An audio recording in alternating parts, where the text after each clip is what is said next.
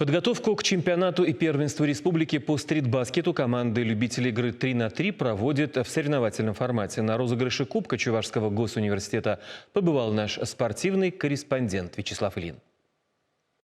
Местом встречи адептов уличного баскетбола вновь стало Певческое поле столицы республики. Здесь и ранее проводились соревнования по уличному баскетболу, но после открытия в сентябре прошлого года профильной площадки условия для развития теперь уже олимпийского вида спорта стали несоизмеримо лучше. Это оценили и гости турнира, команда девочек Азановской средней школы Медведевского района «Мариэл». Девчонки, вам понравилось играть в баскетбол в Чебоксарах? Подопечные Алексея Логинова в число призеров не попали, но поощрительный приз от организаторов турнира спортклуба «Комплект-21» получили. Наш спортклуб делает акцент на развитие массового игрового вида спорта, непосредственно баскетбола. Я в своем далеком юношестве сам этим очень сильно увлекался.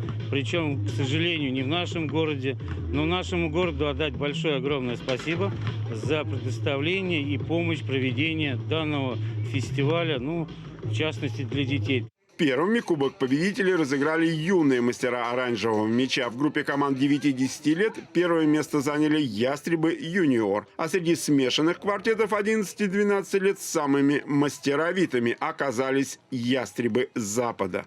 В борьбе за главный трофей турнира финальный поединок свел на площадке представителей баскетбольного цеха из Марийского Волска и обладателей титула чемпионов Чувашии 2021 года «Столичных трудяг».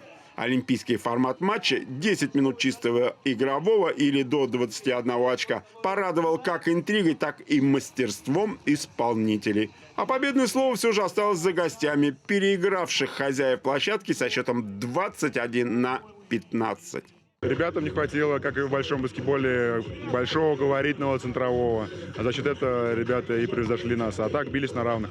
Кубок 55-летия ЧГУ отправился в Волжск, а чебоксарские мастера уличного баскетбола ждут реванша, к которому обещали подготовиться. Вячеслав Ильин, Вести Чувашия.